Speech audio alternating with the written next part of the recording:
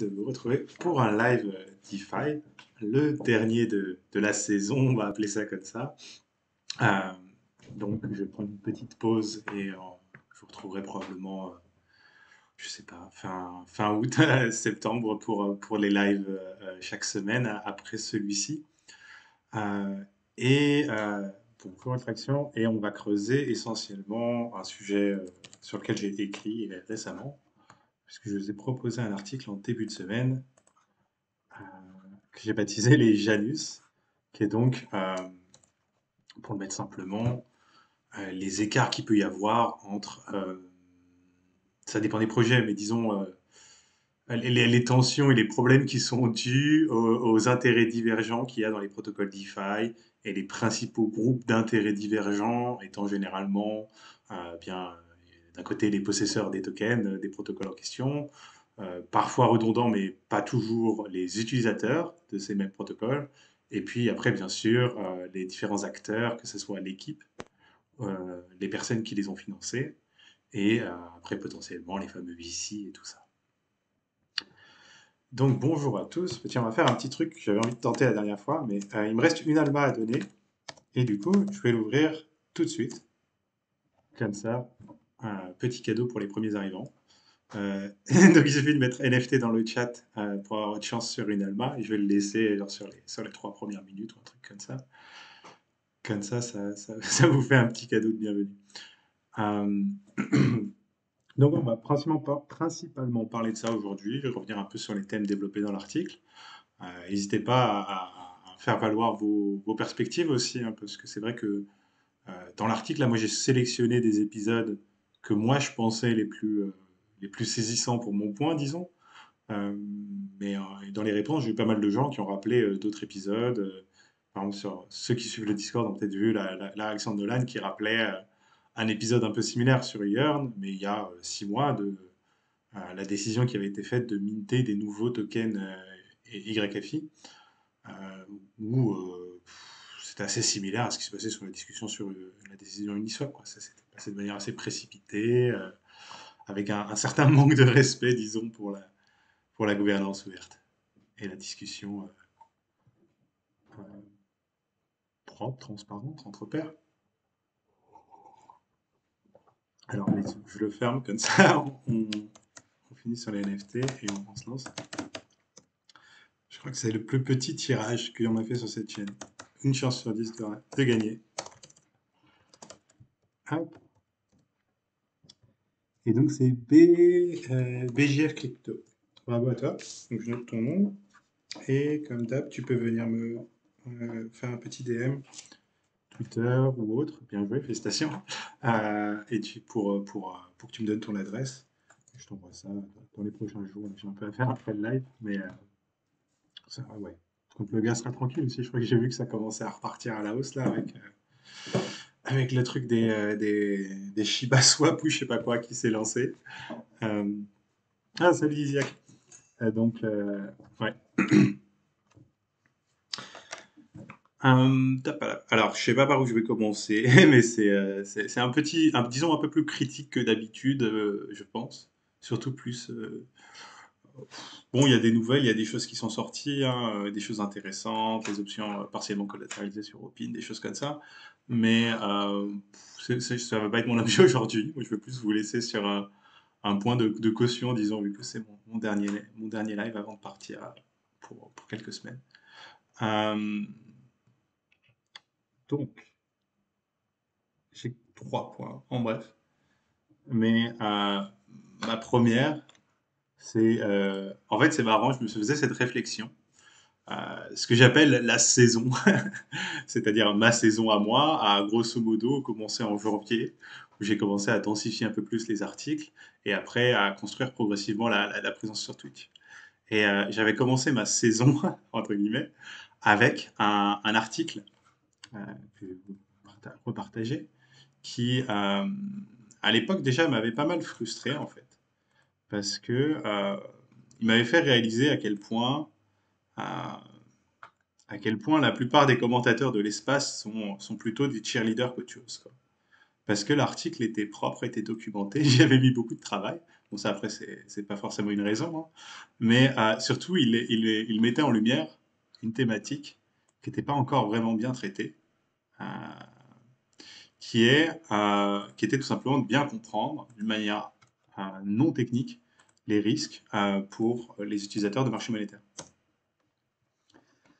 Et donc ça m'avait déjà un peu mis la puce à l'oreille là-dessus, disons. Et je pense que c'est un peu la tendance qui a persisté tout le long, quoi. Encore aujourd'hui. C'est alors après, j'ai pas envie d'entrer dans le personnel, mais je pense que vous voyez très bien ce que je veux dire. C'est les mêmes 20 noms qu'on voit en advisor sur la plupart des projets qui se lancent, qui sont dans la plupart des multisigs, et ça devient un peu fatigant, quoi. Euh, Ça devient un peu fatigant pour moi, tout simplement, de voir le poids qui pèse et l'inertie que ça apporte. Et alors, je vous avoue qu'un autre truc qui m'a mis un coup, c'est de voir des petites choses qu'on découvre comme ça. Et par exemple,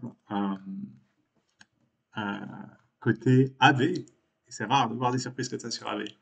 Je sais pas comment j'ai pu laisser passer ça, de pas avoir vu ça avant. Mais dans la gouvernance d'AV, alors c'est rien de bien méchant en soi, hein, mais on a des guardians qui ont donc capacité à veto les votes si ils estiment qu'il y a du code malicieux euh, donc dans les propositions qui sont faites sur la gouvernance et qui on retrouve en guardians. Sassano, James Voss, bon, Conti, pourquoi pas, mais vous voyez Gauntlet, DeFi Saver, Zerion, Parafi Capital, Framework Venture. Donc voilà, beaucoup de redondance comme d'habitude, un peu tout le temps les mêmes noms. Euh, oui, non, c'est vrai que c'est pas un souci de transparence là-dessus, hein. Peut-être j'ai pas préfacé de manière assez claire. C'était annoncé, hein, c'est moi qui ne l'avais pas vu. Et je l'ai découvert du coup avec Chris qui le mettait en lumière, mais ils ont pas cherché à le cacher. Ça, c'était dans l'article quand ils ont lancé la nouvelle vague de gouvernance, c'était il y a quelques mois déjà. La V2, quoi. Ouais, c'était ouais, en décembre. Donc. Et si vous voulez, c'est pas tellement le mécanisme en soi, le mécanisme à la rigueur il peut faire du sens. C'est plus encore pareil, le, les noms qu'on retrouve dans ces listes-là, quoi. Ou alors soit c'est du cheerleader, ou alors c'est, j'ai envie de dire, les premiers professionnels de la politique, des cryptos ou de la DeFi, mais qui n'ont pas l'air d'être tellement plus sympas, plus propres, plus droits, plus bah, qui marchent à peu près comme la politique classique, quoi, qui servent des intérêts de leurs intérêts à eux ou d'autres personnes, mais qui sont pas dans la représentation euh, du peuple. Bon, après, voilà, on parle loin là, mais vous comprenez ce que je veux dire, quoi. Ils représentent des intérêts qui sont les intérêts bah, pour les, euh, les parafis ou les trucs comme ça, qui sont les intérêts en gros de leur portefeuille, quoi, de société investie. Donc ça, c'est un truc qui me dérange un peu, cette gouvernance, qu'au final, mais après, c'est logique quand on y réfléchit, c'est qu'en fait, euh, les gouvernances ouvertes, elles sont là depuis pas très longtemps au final, et bah, ça prend pas tellement, comme je vous disais dans l'article, la participation est pas très haute, les choses comme ça. Et au final, dans le gouffre, dans le vide, ceux qui le remplissent, bah, c'est les paraphiles, les trucs comme ça, quoi. C'est ceux qui ont le temps et les ressources pour dédier l'énergie, disons, à suivre tout ça. Parce que, comme je vous mettais dans l'article aussi, il y a ce graphe d'un- d'un- d'une personne impliquée dans la gouvernance maker euh, qui, euh, qui estimait son travail hebdomadaire à 40 heures semaine. Alors, certains pourront dire qu'il exagère, mais encore, honnêtement, je pense pas alors moi, je ne suis pas impliqué directement dans la gouvernance de protocole, mais pour essayer de les suivre, juste, ça me semble réaliste, disons, son analyse du temps passé. Euh, et, euh, et tout ça, ça aboutit à des situations où, au final, on a des enjeux de plus en plus conséquents, décidés par un nombre de plus en plus restreint de personnes, parce qu'ils sont de plus en plus complexes à saisir.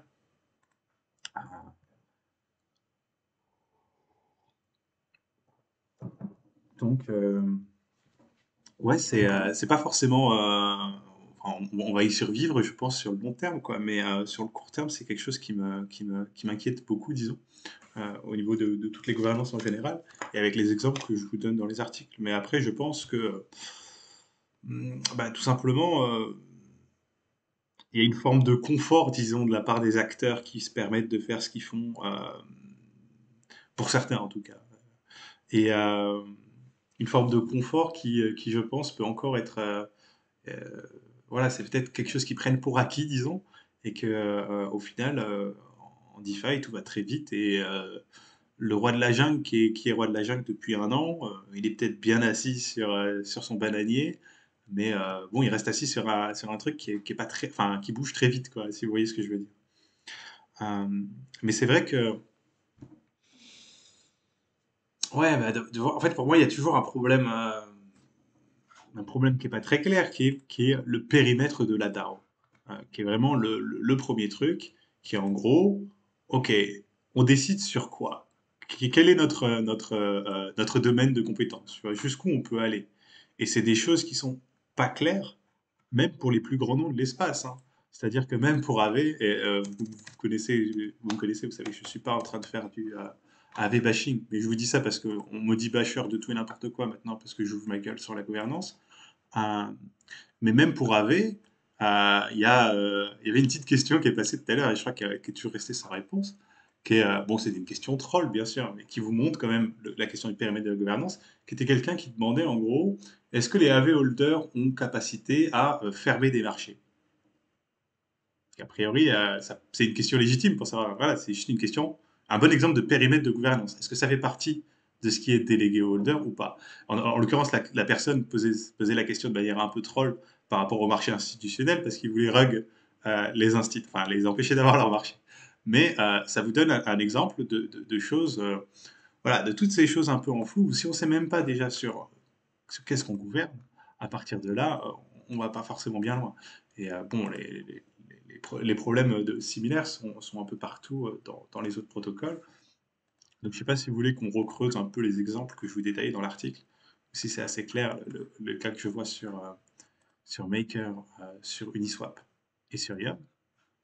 Euh, mais en soi, je pense qu'on va probablement se prendre quelques autres Janus encore avant qu'on trouve quelque chose de pertinent. Et c'est vrai qu'au niveau des DAO,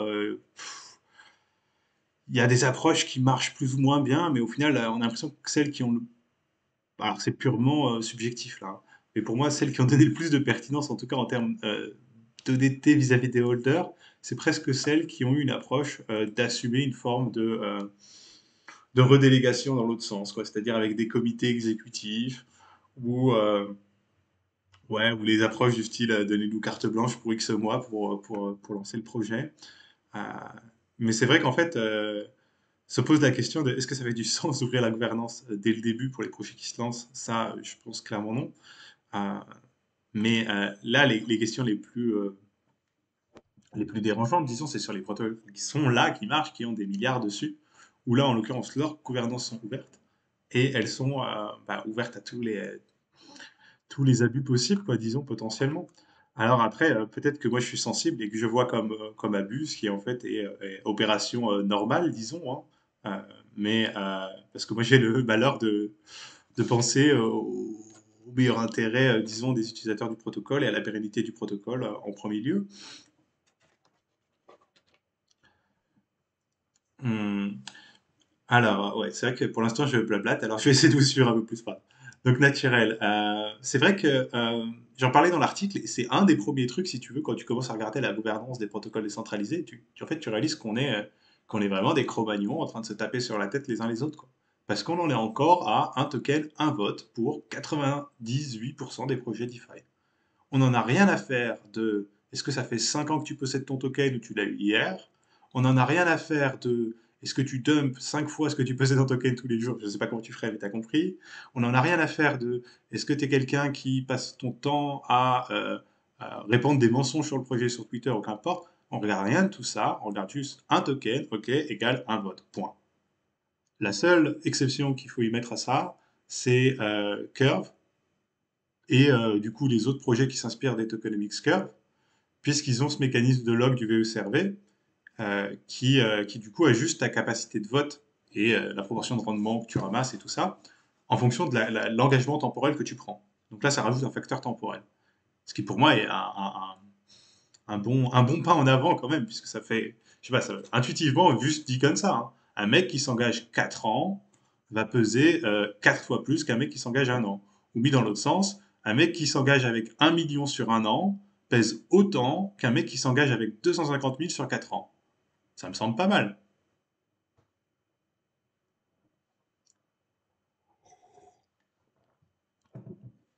Alors, oui, j'essaie de vous suivre au compte-gouttes. Alors, en défi, tout va très vite et le holder moyen n'a juste pas le temps de faire sa part correctement dans les gouvernances. Il faudrait déjà pouvoir déléguer son voting power comme sur Uniswap. Oui, non, il y a aussi cet enjeu-là, bien sûr, de la délégation, mais après, déjà en soi, déléguer, ça fait augmenter la participation, potentiellement, enfin la participation effective, pas du nombre de personnes, mais du nombre de votes. Mais ça veut pas forcément dire que les votes qui vont être pris vont être mieux alignés avec les intérêts du protocole long terme et des utilisateurs du protocole et d'une vision assez pérenne, synergistique de la DeFi, quoi, disons. Euh, donc là, on me dit dans le chat aussi infréquentable que ParnBridge apparemment a une logique pareille temporelle. Donc c'est primitif encore une fois, hein, parce que c'est le premier niveau vraiment. Mais c'est bienvenu. Je pense qu'il faut rajouter d'autres choses pour moi. Euh, que c'est important d'avoir, de reconnaître de manière bien plus large euh, et qu'il y ait même des mécanismes de délégation un peu plus complexes. Parce que par exemple, je sais pas, mais mettons, ok, pour les grosses DAO par exemple, est-ce que ça serait pas bon qu'ils aient des unis qu'ils délèguent à des gens qui sont reconnus par la communauté comme étant des gens importants pour cette communauté-là, parce que c'est des personnes qui expliquent le protocole, qui font un travail d'évangélisation, euh, qui font un travail de vulgarisation et ainsi de suite. Pourquoi pas après, c'est des gens. Et ça, voilà, vous comprenez que dans ma perspective, en tant que vulgarisateur, vous dire ça, c'est un peu trollé. Mais en même temps, pourquoi pas? Mais en l'occurrence, aucun protocole n'a mis quelque chose de la sorte en route. Autre truc parlant et vraiment de l'âge de pierre de la gouvernance, c'est juste poursuivre les gouvernances. C'est sympa d'avoir des petits récaps ou des trucs comme ça. Bah bon, ça existe quoi. Il y a quand même. Ça serait trop laid de vous dire qu'il n'y a pas, il y a pas des récaps de gouvernance.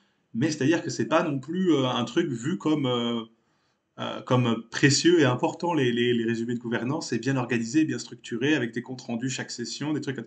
Il n'y a pas un endroit autoritatif sûr. Vous pouvez avoir un truc signé d'une personne qui se porte responsable parce qu'il a été désigné par la gouvernance en tant que rapporteur ou que sais-je, qui va vous tenir informé de manière concise en 15, 20, 30 minutes chaque semaine des enjeux principaux.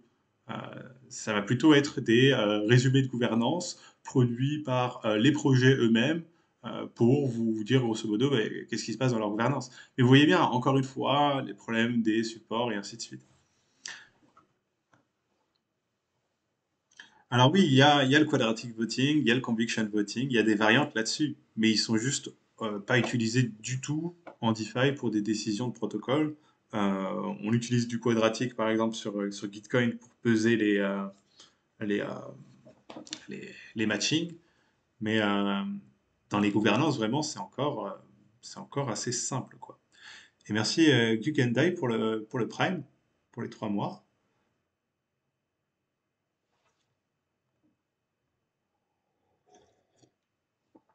Hmm.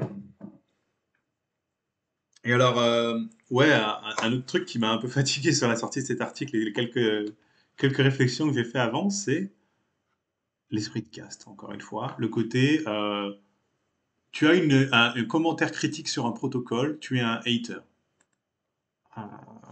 Et ça, moi, surtout de la part de la team maker qui te sort un truc comme ça, c'est un peu énervant.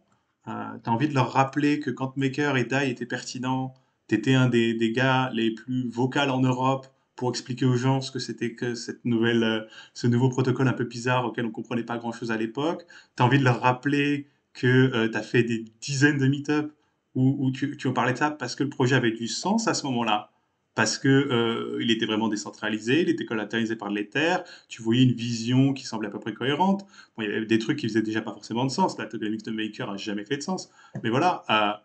Et, euh, et tu vois, en gros, ils te mettent dans la case hater ou une vision idéologique, que sais-je, pour, euh, pour des remarques, des réflexions. Je trouve ça un peu limité. Mais donc oui, il y a eu quelques conversations sur la collatéralisation de Baker, qui est bienvenue, et ce fameux graphe qui a pas mal été commenté, qui au final bon, tient la route avec une précision de Rune, qui est le fait que les holders de Baker agissent en sorte de backer de last resort pour die, euh, ce qui est factuel, mais bon, c'est un peu, je sais pas, ça serait un peu malhonnête de prendre en compte le backing en MKR sur ce graphe, puisque c'est un mécanisme qui n'est pas censé se mettre en route dans le fonctionnement normal de die. Euh, donc voilà, mais bon, la discussion je vais voir ce que ça va donner quand l'article va sortir en anglais, s'il y a un peu plus de réponses documentées. Moi, ce qui me fait marrer, c'est que il n'y a toujours aucune réponse argumentée, factuelle ou quoi que ce soit sur les frais, euh, qui, donc, comme je vous le disais dans l'article, pour moi, sont 18 fois trop élevés sur Maker. Et c'est pas un truc que je sors de mes fesses, hein, je prends deux produits en situation similaire en termes de max LTV et je compare le frais effectif que ça vous coûte à utiliser sur l'année, à faire un emprunt sur un an. Et on obtient un coût effectif 18 fois plus élevé chez Baker que l'equity. Euh, donc là-dessus, j'ai pas eu de réponse crédible. Euh, Moi, je vous propose une explication pour cette situation dans l'article, qui est tout simplement le fait que bah, c'est une sorte de conflit d'intérêts des plus basiques, quoi, dans le sens où les, euh, les frais sont votés par les holder makers et les frais servent à brûler des MKR. Et donc, du coup, assez simplement, les holder makers sont presque incités par le protocole lui-même à collecter le maximum de frais possible pour maximiser la valeur de leur MKR possédé. Alors c'est un peu schématique, mais c'est une boucle de base qui est quand même pas très enthousiasmante non plus. LUSD, pour renouer avec l'esprit du SAI, ouais, c'est un peu ça. Alors SAI aussi, ceux qui l'ont gardé, ils se portent bien, hein. Il est resté indexé sur l'IS au moment de la fin du système. Je sais plus, j'ai vu dans mon wallet, il y en a encore quelques-uns. Je crois qu'ils sont à une vingtaine de dollars l'unité, les SAI maintenant. C'était le meilleur play de la diff de l'année dernière, le long SAI. Euh, alors, pour ce point sur la gouvernance, honnêtement, à part si vous avez des remarques ou des trucs qui n'étaient pas clairs, c'est à peu près tout. Mais si je le résume, je pense qu'il est assez synthétiquement résumé dans l'article, mais c'est vraiment, voilà, je pense, ça part d'un problème inhérent qui est la complexité. Ça, c'est assez certain. Euh, Tu cumules ça à un autre problème, disons, qui est plus de l'ordre bah, de tout ce qui est les supports de gouvernance ou autres qui sont administrés par l'équipe, et donc en fait de la confiance qui est réinclus dans la gouvernance, pas au niveau du vote, mais au niveau des supports annexes de gouvernance. Tu rajoutes à ça l'esprit de caste, le côté les cheerleaders et ainsi de suite, et tu obtiens des mécanismes assez dysfonctionnels, pour être honnête, à l'heure d'aujourd'hui. Ça ne veut pas dire que ça part en freestyle ou que ça fait n'importe quoi, mais en termes de s'organiser ensemble pour prendre les meilleures décisions sur le long terme pour le protocole, il y en a assez peu qui y arrivent et on voit bien, euh, comment dire, une dominante quand même court terme dans, dans les, euh, dans les discussions sur la gouvernance. Euh, et ça, c'est difficile d'aller contre. Pour vous expliciter ça un peu plus simplement, par exemple, au moment du liquidity mining, de la discussion sur le liquidity mining d'AV, euh, j'avais pas spécialement pris position, mais j'avais juste fait remarquer quand même que, en fait, un des grands avantages d'AV, c'était qu'une grande partie des fonds, des emprunts à l'époque étaient assurés grâce au safety module et que le lancement d'un liquidity mining, en particulier sur l'emprunt, allait diluer énormément l'efficacité du capital du safety module en assurance et donc réduire le ratio de couverture du protocole, ce qui s'est passé. Mais en même temps, il n'y avait pas moyen. Enfin, je pense que c'était peut-être pour le mieux ce qui s'est passé. Ça a bien marché pour eux aussi en termes de TVL, vous allez me dire. Mais vous voyez, il y a pas de trace de tout ça. Il n'y a pas moyen de voir concrètement, à part si vous suivez les conversations au jour le jour. Mais il n'y a pas vraiment un, un truc qui vous permettrait d'aller suivre vraiment comment dire, les prises de position, les contributions des principaux membres d'une gouvernance donnée et de voir dans le temps concrètement dans quelle logique ils s'inscrivent. Et si on rentre dans une logique de représentation, c'est ce qu'il faudrait au final, parce qu'il faut que vous soyez capable de positionner les acteurs de la gouvernance sur le long terme. Euh,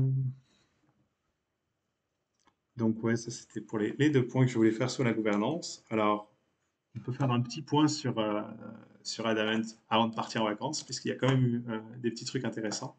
La TV, elle a doublé depuis la dernière fois que je vous en ai parlé. Euh, alors attendez, ah oui, on va prendre les questions déjà. Le système de gouvernance idéal, selon moi, en existe-t-il un ou est-ce seulement une utopie? Bon.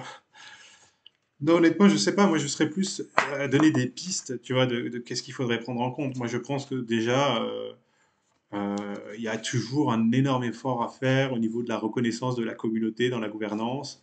Et donc, ce que je vous disais tout à l'heure sur le côté d'avoir un rôle de scribe ou des choses comme ça, d'avoir peut-être des formes de délégation pour les membres qui sont activement impliqués dans le projet, dans la connaissance, dans l'éducation sur le projet, d'avoir des initiatives avec les autres protocoles. En fait, c'est vraiment il y a ça, mais après, il y a les mécanismes de base aussi, quoi, où il y a le problème donc de réfléchir juste à le vote concrètement, quoi. Est-ce qu'on reste sur un token, une voix, ou alors si on sort de ça, là, ça devient compliqué. Il faut probablement faire rentrer de l'identité dans le mécanisme, et à partir de là, comment tu pondères? Est-ce que c'est en fonction tu vois, est-ce que ça va être des sortes de mécanismes de scoring, de est-ce que tu as un bon petit holder, est-ce que en gros, le gars, il aurait le meilleur score s'il fait que acheter des tokens, jamais en dumper et que staker ou des choses comme ça. Tu vois, c'est un peu, c'est complexe à équilibrer, quoi. C'est pas, je te dis pas que j'ai des solutions miracles à ce problème, euh, mais je pense juste qu'on a, à l'heure d'aujourd'hui, on essaye même pas vraiment, en fait. C'est plus ça qui me frustre, quoi. C'est de penser que ça peut aller quelque part de pertinent avec un token, un vote aveugle comme ça, et une participation aussi faible et des enjeux aussi complexes et des propositions aussi dures à comprendre. C'est juste, c'est absurde.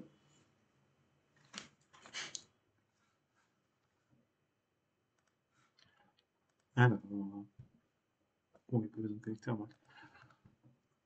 Donc ouais, sur Adamant, tu as un petit mécanisme intéressant qu'ils ont lancé. Alors vraiment, pour ceux qui se rappellent que je vous parlais de la proof of face, là je crois qu'on en a un bon exemple de proof of face assez violent. Puisqu'en fait l'idée c'est de proposer à leur apporteur de liquidité sur la paire à Divrapis de, euh, de multiplier leur API jusqu'à x3 en s'engageant jusqu'à 3 ans, verrouillant leur token LP pendant 3 ans. Donc, une autre variante, en fait, sur le côté engagement temporel et augmentation de reward. Mais là, c'est un lock sans possibilité de retour, quoi, euh, pour booster, euh, pour booster le rendement, on a dit, donc vested sur cette pool. Alors, j'ai pas trouvé un graphe encore de visualisation parce que tu peux, le vest est comment dire, le lock, pardon, est, euh, est ajustable. C'est une formule mathématique, mais en gros, un an égale un fois un additionnel sur les rewards, donc jusqu'à x3. Mais à voir ce que ça va donner sur le long terme pour eux. En tout cas, c'est bienvenu. Moi, je m'attendais plus à un mécanisme, je vous disais, en fonction des logs, t'as dit, euh, qu'on n'a toujours pas vu, mais c'est en discussion. Donc, à voir où ça nous mène.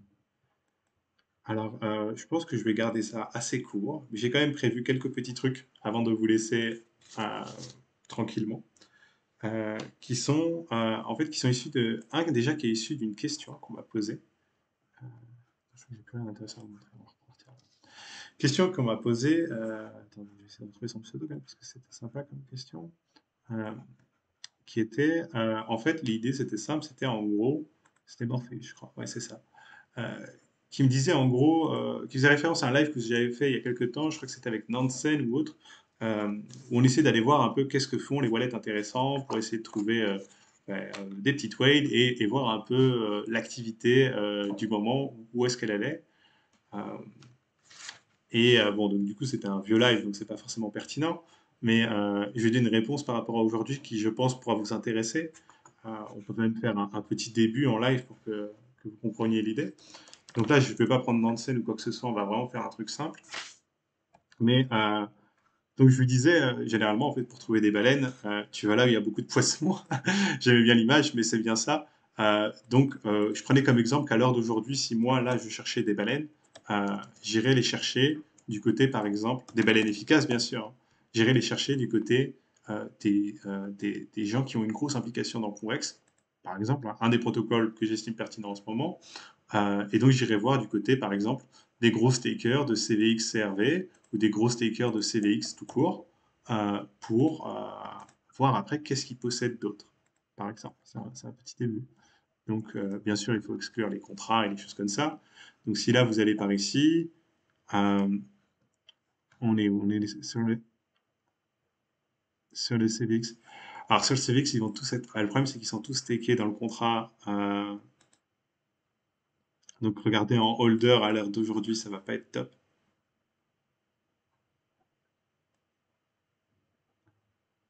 Ça doit être quoi? C'est SCVX simplement.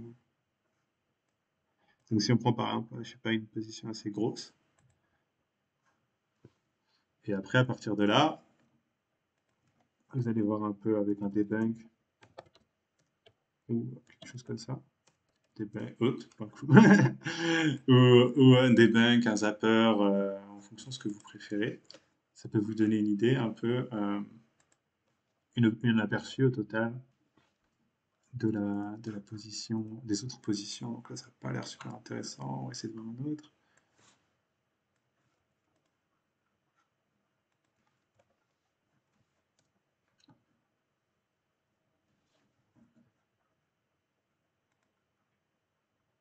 Ouais, il y a du VRT là-dedans aussi. Donc voilà, après, à partir de là, vous remontez les redondances et ainsi de suite.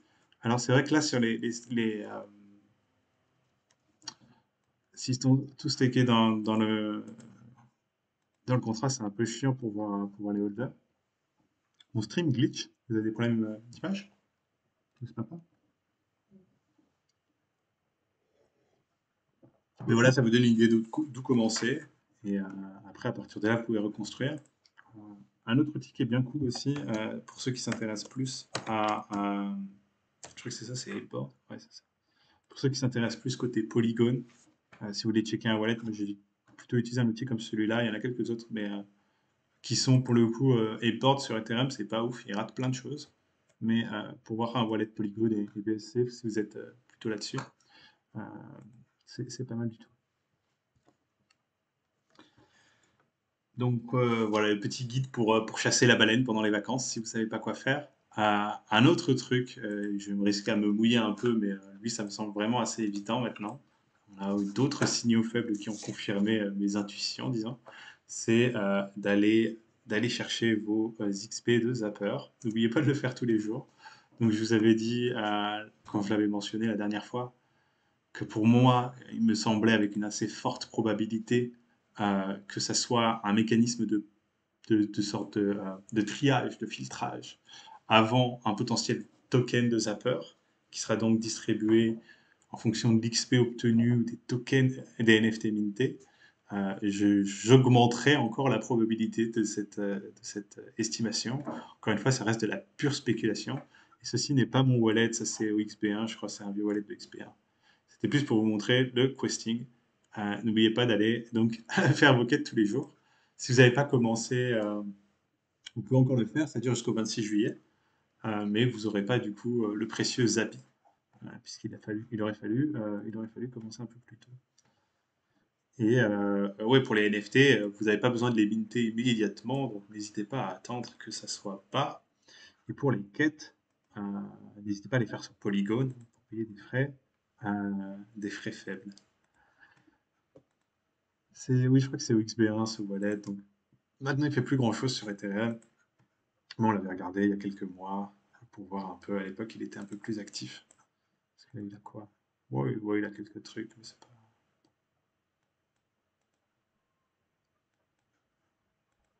Ah, il est gros c'est bon.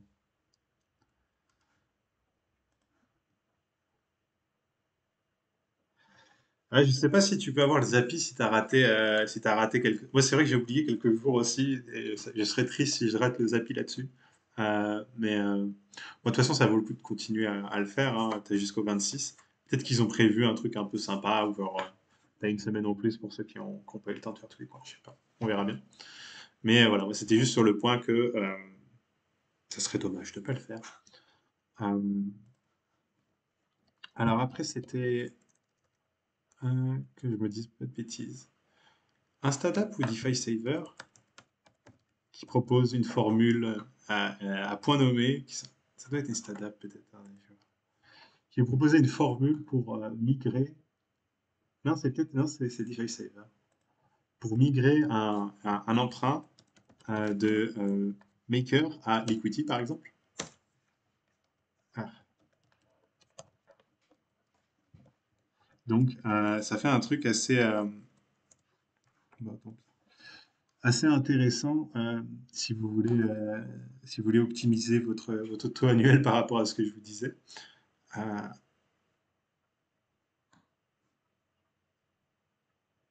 Et il reste un peu plus, hein, c'est le 26, je crois, donc ça vous laisse 3 semaines sur Zapper encore.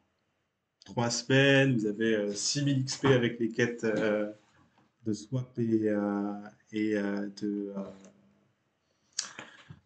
de pooling, et 160 par jour si vous claimez tous les jours avec l'accumulation qui se fait au bout de 5 ou 6 jours, je crois.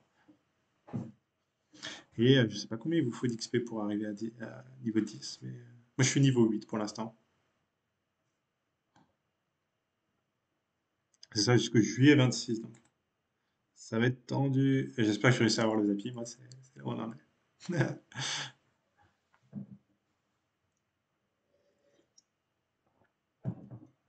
Et alors, qu'est-ce que j'avais d'autre? Ah oui, celui-là aussi important. C'est que donc, j'avais pas eu le temps de le.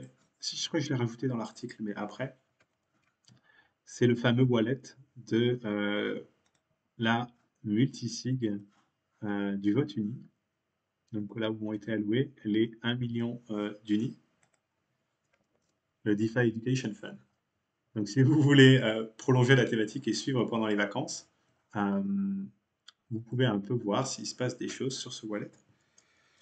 Euh, où, bah, en fait, pour le moment, enfin, dans le sens, ce que je vous disais dans l'article, là, le grand drame ici, c'est que c'est fini en fait.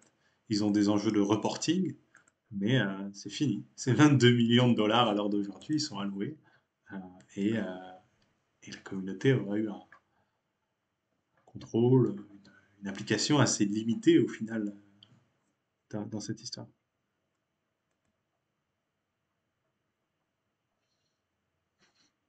C'est quoi, c'est un airdrop pour les Learn Friends? Ah, c'est quoi, c'est le NFT pour les. Non?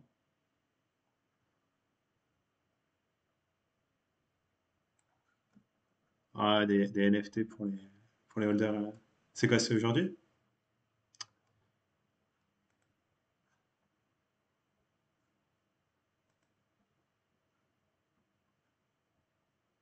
Comics. Ah, demain à 5 heures. Donc c'est si vous êtes impliqué sur Curve. Ah, ils ont l'air stylés, les petits dessins, que pourquoi pas. Pourquoi pas, ça je prends. Merci. Donc c'est evo.love pour ceux qui rechercheraient. On va regarder un peu. Je crois que j'ai vu ça passer tout à l'heure, mais vraiment rapidement.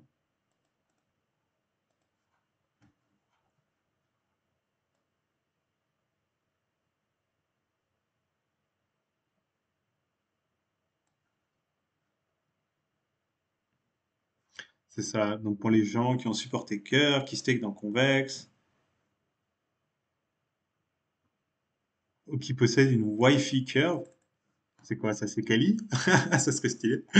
Mais je suis pas sûr que ce soit ça, non. Ça serait la classe.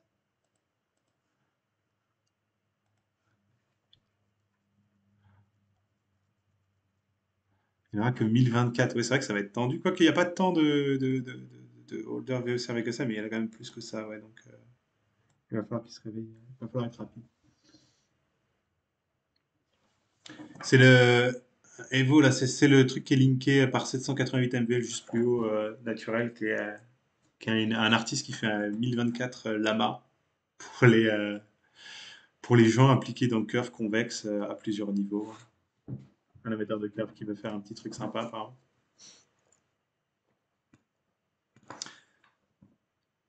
Donc voilà, moi c'est à peu près tout pour aujourd'hui. Je pense que je vais vous laisser pour quelques semaines qui après vont être... Moi je m'attends à ce qu'elles soient assez tranquilles pour être honnête avec vous. Mais alors, c'est vrai qu'il y a quand même Arbitrum, Optimism qu'on attend maintenant depuis longtemps, qui sont a priori vraiment attendus pour ce mois-ci. Donc c'est pas impossible que ça soit pas aussi calme que ce que je le pense. Euh, mais voilà, moi en l'occurrence, je prends un peu de recul, je prends le temps de revenir un peu plus frais et je me suis désexposé un peu. Je crois que j'ai jamais été aussi raisonnable et bon père de famille. Il doit falloir alors, je vais pas me porter la poisse, hein, mais ouais, voilà. J'ai été prudent dans mes leverage et je vous conseille de faire de même. Alors oui, par contre, bien sûr, bien vu, Cop, je reviens pour ICC. Donc, pour ceux qui seront là, on s'y reverra entre le 20 et le 22 juillet à Paris. Et avant ça, pour, euh, pour ceux qui savent, il y aura probablement un DeFi France Sud, le légendaire meet-up, qui n'a eu lieu que deux fois, avec une attendance de 4 personnes. Ça ne l'a pas empêché de rentrer dans la légende. On espère en avoir un peu plus pour la troisième édition. Donc là, je vous tiendrai au courant, pareil, ça s'organise assez spontanément. Voilà, allez, bonne semaine à tous, bon été, et on se retrouve. Bon, de toute façon, je serai quand même un peu là sur Twitter ou autre, mais je vais prendre, ouais, je vais prendre du temps pour moi. À bientôt, salut.